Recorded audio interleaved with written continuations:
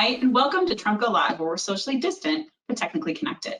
This is our live broadcast coming to you every Friday at 3 p.m. Eastern. I am Marcy Tyler, the Director of Building Science for Tremco, and I am one of your hosts. And I'm Paul Hugenboom. I'm your other host. I'm the president of Tremco Construction Products Group. Marcy, I remembered this week. Yes, you did. And of course, Tremco Construction Products Group is a fantastic collection, brands, products, systems, companies, and of course, most of all people all over the world. All over the world. We're always excited to be up in front of you each and every Friday, giving you different types of content, talking about design challenges. Really love having different guests on, giving us solutions. But today, Paul, it's just you and I. Huh. Well, that doesn't happen a lot. It doesn't. But I guess I'm good with that. Yeah. So we're going to talk this month and continue on through spring, talking about different technologies. So in March, I introduced the whole idea of versus. So I wanted to compare different technologies. We're going to continue on all through March talking about different technologies, having different guests on. We're going to spring into action in April, talk about how we can speed up different applications. And in May, it's all about testing. So may we test this system for you, is that thought process there. All right, well, pretty cool. That seems like that's a plan. That's a plan. Yes, Paul. So, you know, as we go through and talk about different things, we have a big job to do today, Paul, because we're going to kick off this whole idea of the versus technology. So we got a lot we are going to talk about this month and in the next couple of months in terms of different systems and technologies. And so we're going to kick it all off with a little bit of an explanation, just in case everyone's wondering, what the heck is she talking about? So, you know, Paul, I love stories. I love storybooks. So the versus month takes on the whole idea of in like a lion and out like a lamb. Okay, right? that's a pretty famous story. Yeah. Did you grow up with that? I did, and I still remember in the first grade, we all made lions and lambs and hung them on the wall of our classroom. So it's definitely something that's always been in my head. And for those of you in really beautiful climates, this means that usually the weather comes roaring in the beginning of the month and hopefully goes out very nicely like a lamb in the end. So maybe they don't read that story all over, right, Paul? Maybe San Diego. For those in San Diego, you might not know about this story. San Diego's got a lamb all year long. Exactly. That's my opinion. Exactly. Yeah. And with that, you know, as we talked about earlier, you said that the lamb looks like it's in peril in this photo. It does. But we're here to tell you that both the lion and the lamb can be, you know, our buddies and can be successful if we're looking at it from a technology perspective.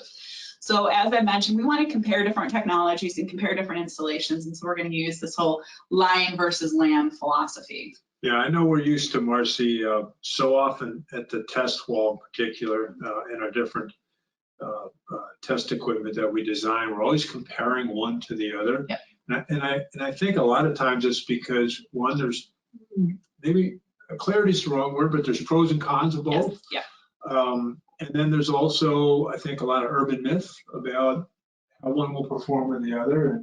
And I know when we were hosting people live a year ago, you'd have some pretty famous test systems that were pretty counterintuitive as to what did work well and what didn't.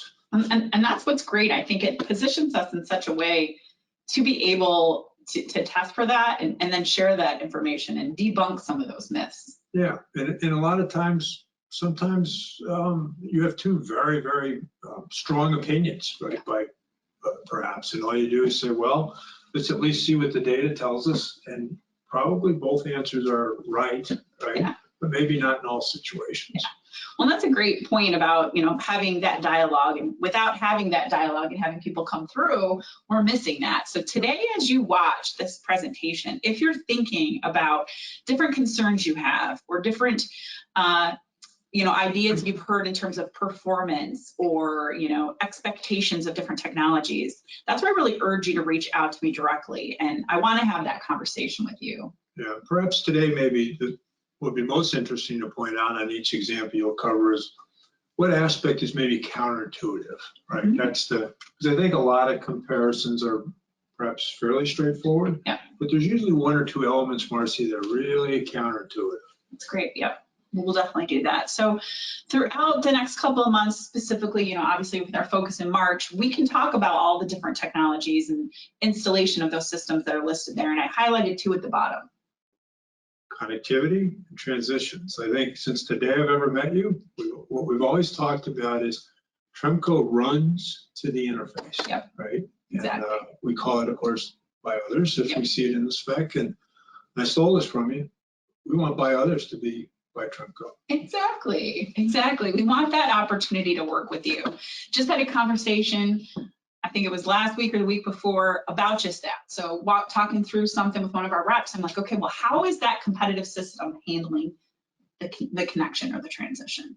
Not saying that they can't, but how are they handling it, and giving that the conversation there to ask the appropriate questions, because we want to make sure that we're connecting and appropriately connecting. Yeah, and I think perhaps one of the things that's really interesting about us as a company is we actually not only, you and I like to say we run to it, but much more purposefully we develop to it, right? We seek it out and we develop the products and the technology for it, and then we actually test entire systems, because you really can't get to the heart of the matter unless you're testing. In these instances, you got to test the entire system. Exactly, yeah. And I think that's also a great point, because as we are going to go through these next slides, we've got all these different levels of technologies, because when we first came out with them, they worked and they worked great. But as it was out there, we heard from you about a challenge you might have had, and then we worked to improve it. So that's what's the great part of it. All of these things we're going to talk about, they will work. They just have some challenges, right? And maybe one choice is going to be better suited for your application. Or like we talked about last week with Brian Neely from Gale, what is the expectation of performance? Yeah, and I thought Brian was, it was really interesting how he was so focused. Of course, building commissioning is all about achieving the performance that originally was set out for. But I thought the other thing that was really interesting with Brian was how to involve. He was so emphatic about it. Involve me early in the process. So I think even the whole concept of what performance, right? And he really emphasized that ideally he's part of that conversation to even establish performance. Yeah, absolutely. And I think that ties us back a lot of times to having those conversations and being able to prove it out, right? And that's where I love the test wall, because theoretically I can have conversations with anybody any day, and I'm like, well, let's come over or virtually attend, and let's look at what that challenge looks like when we put it to the test. So that's what's super exciting. So up first today, Paul, the lion and the lamb, we're looking at roofing membranes. Yeah, I like that you don't actually say which is the lion or the lamb. Yeah, because they both, a good friend of mine, Craig Wetmore, he always says, all of these technologies can work if they're installed appropriately, of course, but you need to understand what your performance expectations are, so you're choosing appropriately.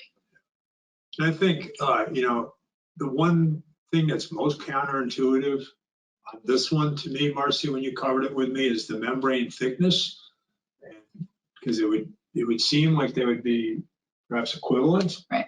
But it's interesting that they're not. That's a much longer conversation, right? But that typically the fluid applied ends up being a much thicker membrane, which again, to me, is always initially at least counterintuitive, and that's like oftentimes we'll bring real live mock-ups and samples to talk to whomever we're trying to compare and contrast with.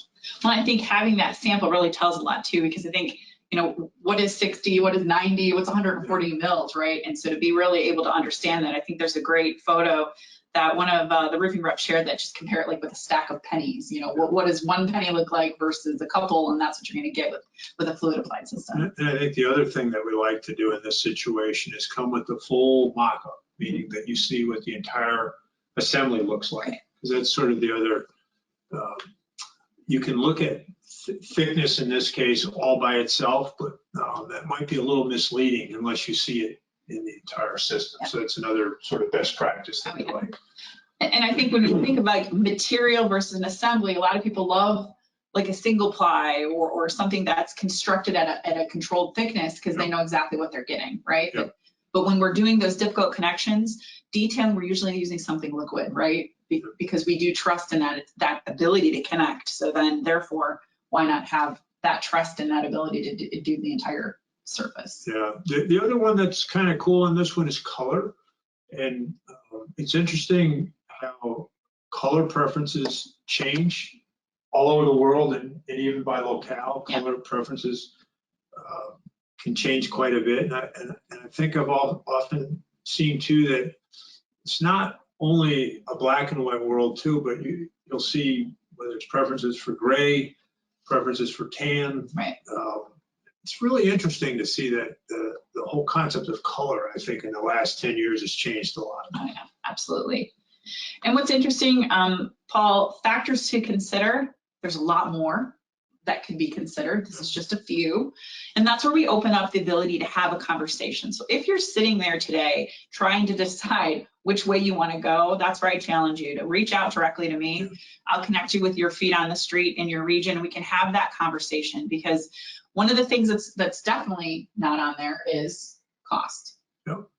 And one other thing that this is certainly a best practice that we recommend is, for instance, in the area of roofing, our reps come out with a whole kit, and they'll take you really from literally A to Z, or line to lamb or lamb to lion. Yep. And they'll really, it's perhaps not even these two options all by themselves, because there's good, better, best in all of these. Exactly. But they can take you through maybe anywhere 5 to 10 samples and really comparatively take you from one side to the other in terms of all your options. So that's sort of another good way to really begin that comparison process. So there's a lot more that we could talk about, obviously, with each of these. So let's take a look at a few, choosing the fluid applied, to kind of look at the before and after on a few. So here are 2 befores, right? And then we've got 2 afters. So really making sure we've got a nice uniform membrane, really updating that look. Reflectivity obviously is another factor here, and give you that nice, robust, thick membrane to protect that roof. Yeah, and also I think fairly clear that it's seamless. Seamless. So that's usually just in the before and after pictures, Marcy, a really, really clean look. And in those presentations that we can give you that focused on your options, we'll talk a lot about, what is a good candidate for this, right? Because there is going to be that factored in there too. So that's where, if you're, like I said, if you're sitting there thinking about this right now, let's schedule some time, and we'll get your feet on the street in your region to really be able to explain those differences. Yeah, your picture on the top that's got the different areas marked off, it's a great example of one of the most critical decision-making tools, and whether this is the right solution, is diagnostics.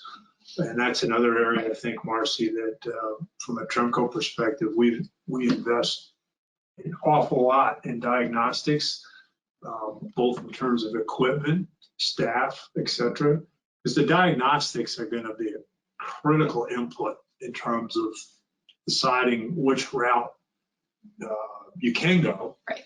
Notice the word can, is not may. So there are cases where you simply absolutely should not. Right. And then code issues and things of that nature. And then also it will be a critical determinant in the cost factor, what comes up to the diagnostic phase. Absolutely. Ready to go to another choice? Okay, what's next, Marcy? Next up is coatings.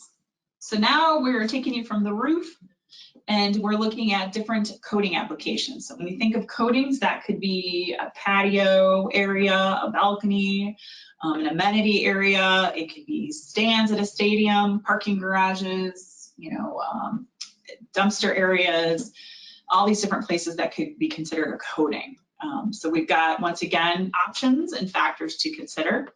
So something that maybe isn't going to have a lot of traffic, something that is, maybe just for 1 or 2 people, or maybe just a little short walkway access area, that could be something like a 1-coat solution. So it sure sounds like durability can, what a wide range of possibilities, everything from you and I looking out on a patio to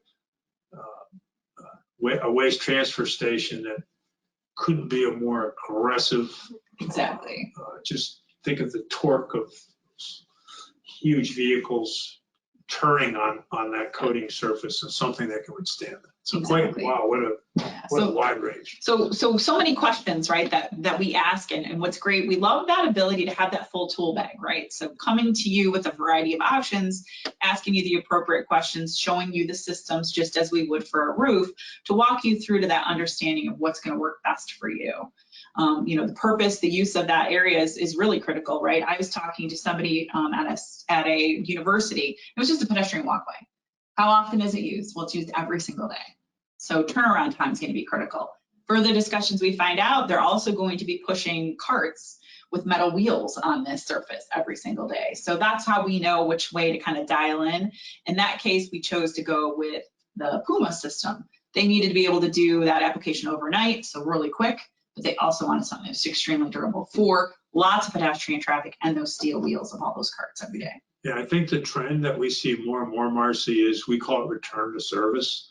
And I do think that's why there's been quite a bit of interest and uptake in Puma, just because you get that extremely fast return to service. Exactly.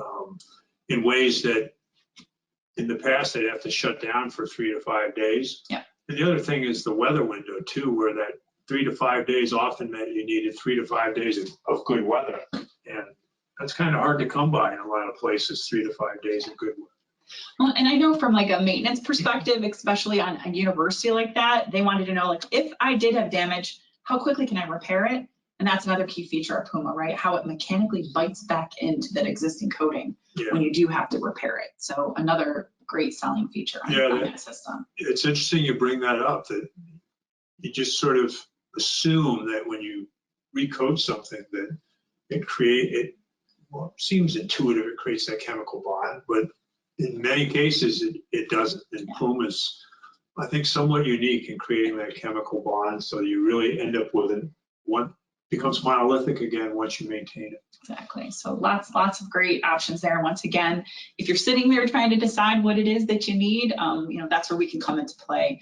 Interesting, in the polyurethane area, we have a no and a yes from an exposure perspective, and that just means that if you're on an interior space in a mechanical room or maybe a parking garage that's below ground, we have options there too. You don't need that UV factor, you know, from a performance perspective. So that's exactly, we want to know exactly where you're installing it, what your performance expectations are, and let us help you. Yeah, that's a great cost example, Marcy. There is just a significant cost difference between something UV stable in the urethanes and not, right? Aromatic versus aliphatic. Yeah.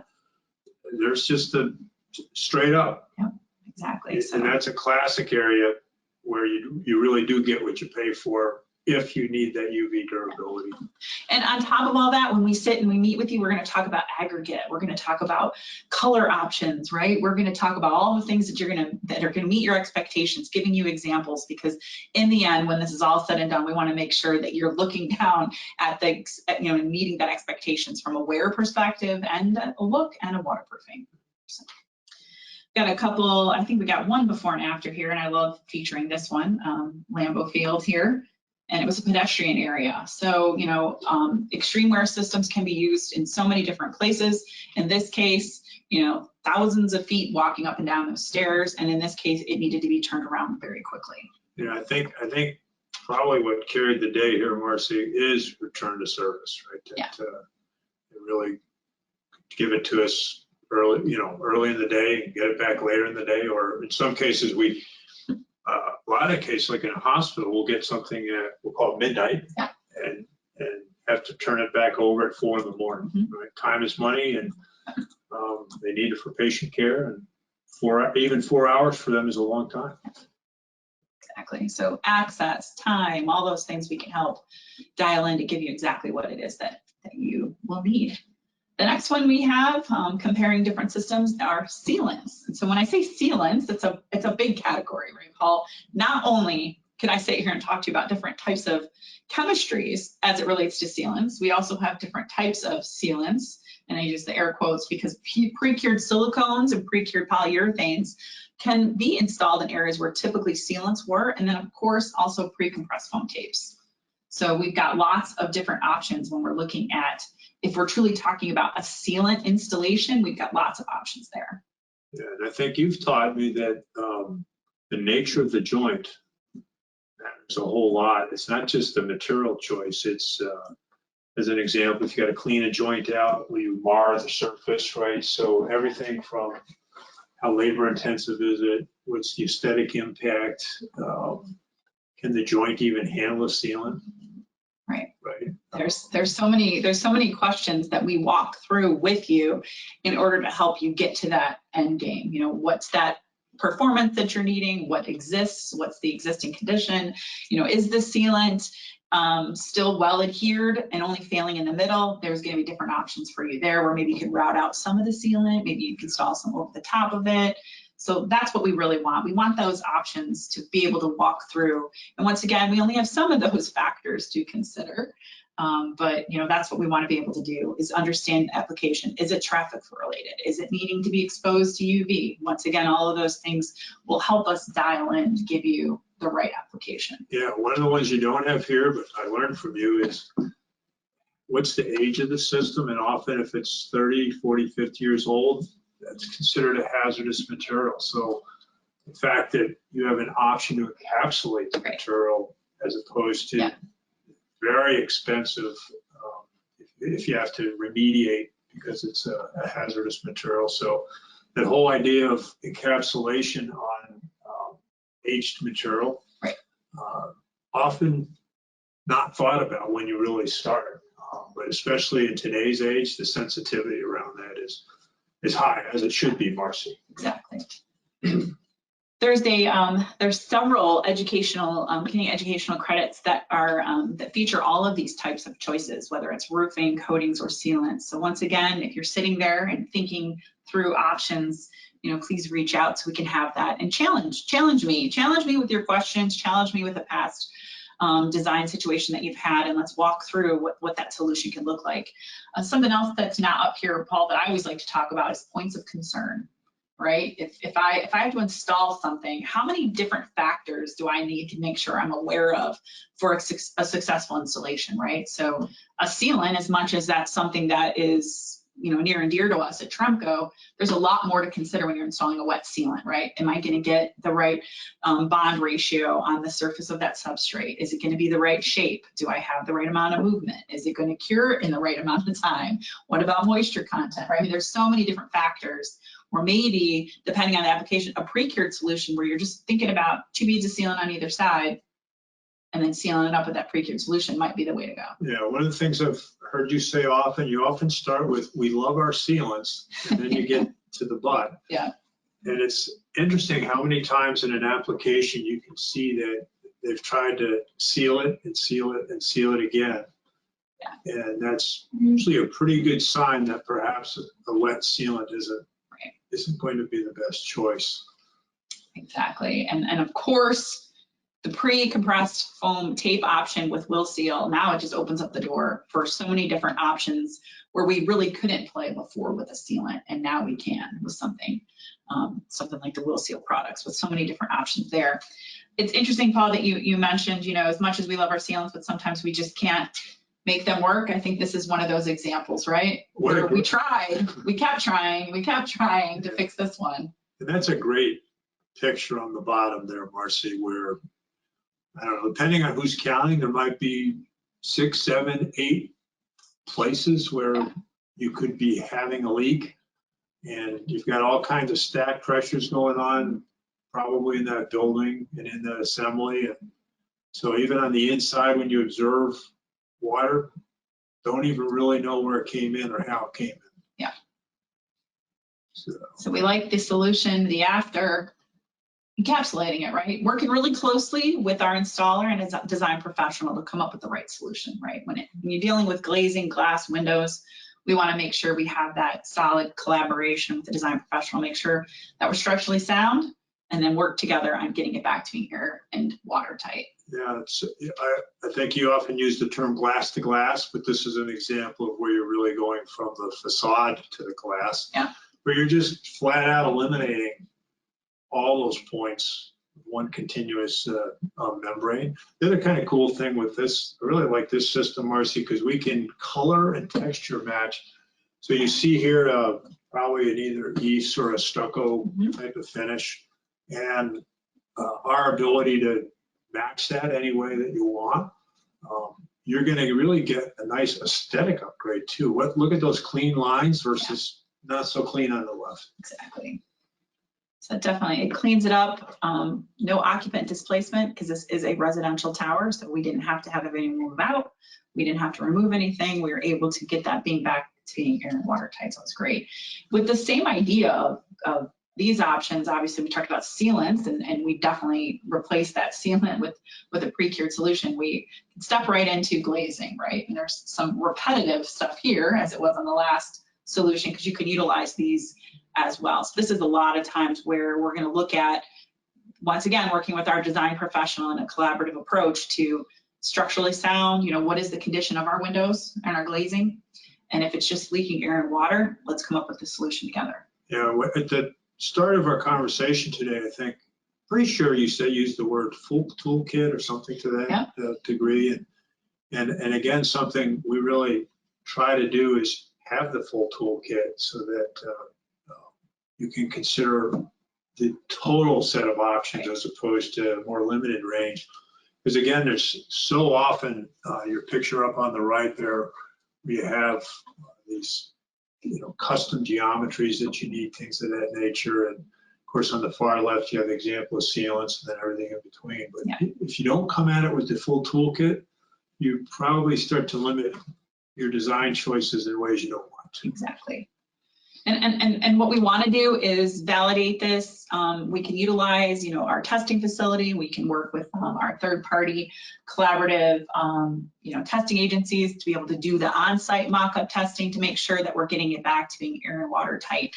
And what's interesting, I think I mentioned it in the first versus we were looking at there with roofing, is there's lots of factors to consider. Once again, we want to be able to sit down with you, talk through these factors to get you exactly what you need and have you understand those performance situations. And we don't list cost because cost is so dependent on the application. It's so dependent upon so many more things than just a material cost. And in this case, a lot of times we're finding we're saving people money with this solution. Because if you're going glass to glass on an existing window versus replacing windows, you're going to have a significant savings. Yeah, this is probably as dramatic an area of cost savings that I've ever seen, and it can include up to and including new construction, right? There are times we've been the solution when a building's been newly constructed and it is leaking, and a gasket system can be a real savior,